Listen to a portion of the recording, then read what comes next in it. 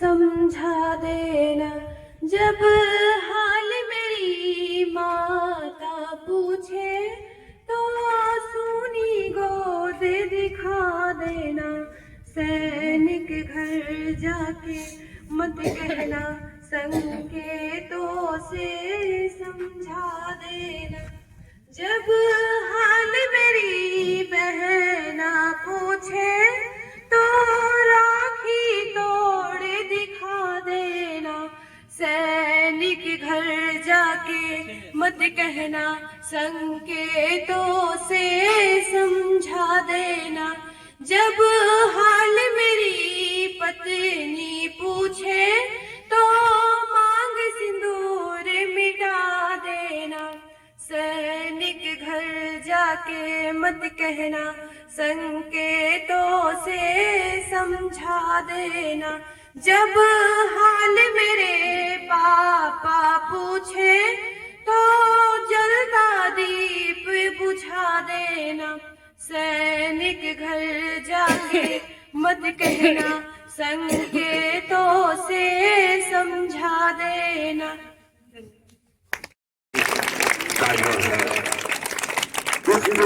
हाथी हुई थी और वो हमारे क्रांतिकारी नेता थे। ब्रिटिश से आजादी के लिए उन्होंने जो है अपना सर्वस्व झाड़ के अपने जीवन का मोह नहीं किया। और हमारे ऐसे बहुत से शहीद हुए जो हमारे देश का आदर्श रखने के लिए अपने प्राणों की आहुति दी। मैं उनके बारे में 4 लाइनों में कहूंगा। दीपों की कमर पे जलेंगे सदा, दीप उनकी कबर पे जलेंगे सदा। जिसने सर दे दिया है वतन के लिए, जिसने सर दे दिया है वतन के लिए। फूल माला समर्पित हमारी उन्हें, खून जिसने दिया है वतन के लिए, खून जिसने दिया है वतन के लिए। स्वर्ण के अक्षरों की तारीख में उस मनुज की कहानी लिखी जाएगी। ज्योति बन कर उजाला किया विश्व में, ज्योति बन कर उजाला किया विश्व में। रो रही भारती उस रतन के लिए, फूल माला समर्पित हमारी उन्हें। जान जिसने दिया है वतन के लिए।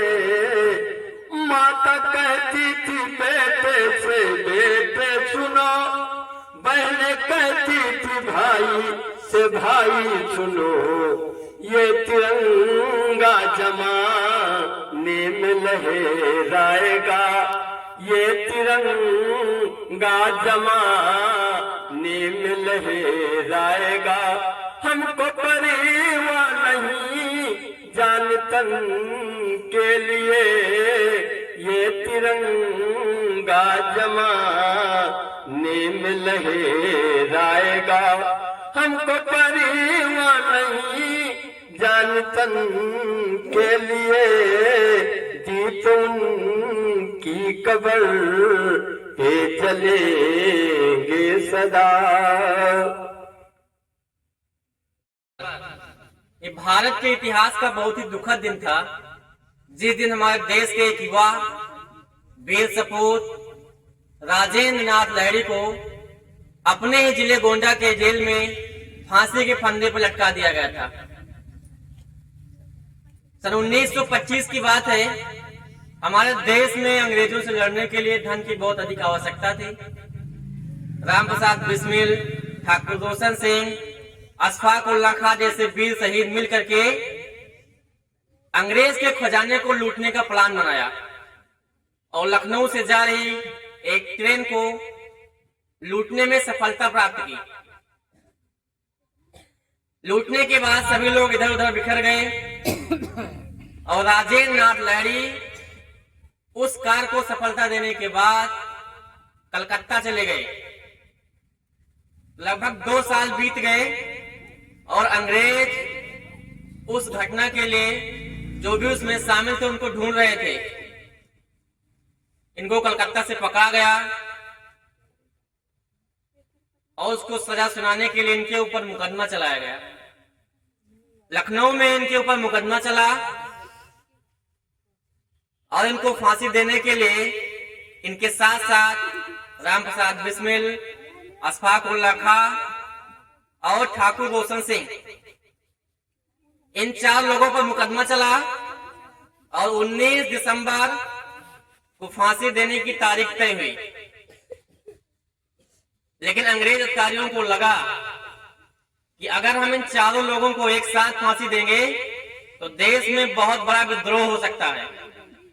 और उन्हें यह भी शंका थी कि अगर इतने दिनों तक इनको जेल में रखा गया तो हो सकता है गोंडा की जेल से क्रांतिकारी आकर के राजेंद्र नाथ लाहिड़ी को जेल से छुड़ा भी ले।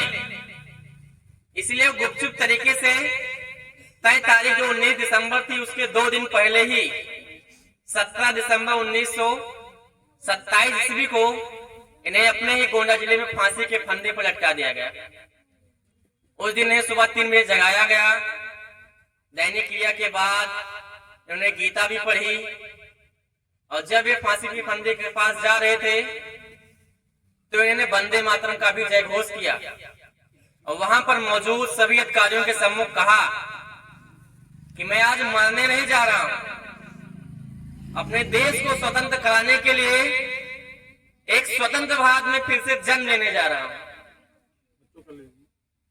और इसी के साथ ये बात कहते हुए इन्होंने फांसी के फंदे को चूम लिया और अपने इतिहास में अपने देश के लिए मर मिटने वाले शहीदों में भी अपना नाम अंकित करा लिया।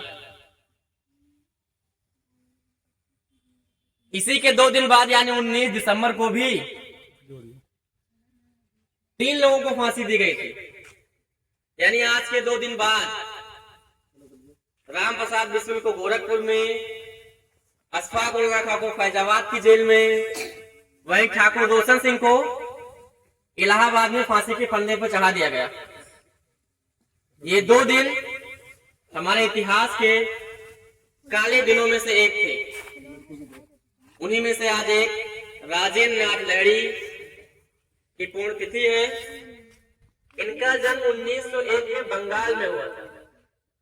अच्छा, अगर देखा जाए भारत के इतिहास में स्वतंत्रता सेनानियों में तो बंगाल का क्षेत्र स्वतंत्रता के लिए काफी अग्रसर रहा।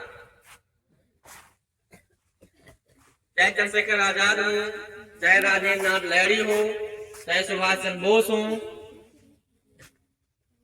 इन लोगों का काल क्षेत्र अधिकतर बंगाल ये था। क्योंकि कलकत्ता हमारे देश की राजधानी हुआ करती थी, इसलिए अधिकतर कार्य जो है वहीं से ज्यादा संचालित किए जाते थे। आज गोंडा में राजेंद्र नाथ लाहिड़ी की स्मृति में एक मूर्ति की स्थापना भी की जाएगी। वहीं पर जेल अधिकारियों ने आज मांग की है सरकार से कि गोंडा जिले के जो कारागार है उसका नाम राजेंद्र नाथ लाहिड़ी कारागार कर दिया जाए। ये होना भी चाहिए क्योंकि देश के लिए मर मिटने वाले वीर सपूत जो 1901 में जन्म लेकर और मात्र 27 वर्ष की उम्र में 1927 में देश के लिए शहीद हो गया। ऐसे व्यक्तित्व के सम्मान के लिए जिले का नाम क्या, देश का नाम भी कर दिया जाए तब भी कम है। ये ऐसे व्यक्ति थे जिन्होंने अपने के परिवार के लिए नहीं जिया, ये देश की स्वतंत्रता के लिए, देश के सम्मान के लिए और हम लोगों की सुरक्षा के लिए जिए। कभी अपने बारे में नहीं सोचा कि हमारे परिवार का क्या होगा, हमारे मरने के बाद वो लोग कैसे रहेंगे। ये सब ऐसे देश के सपूत थे।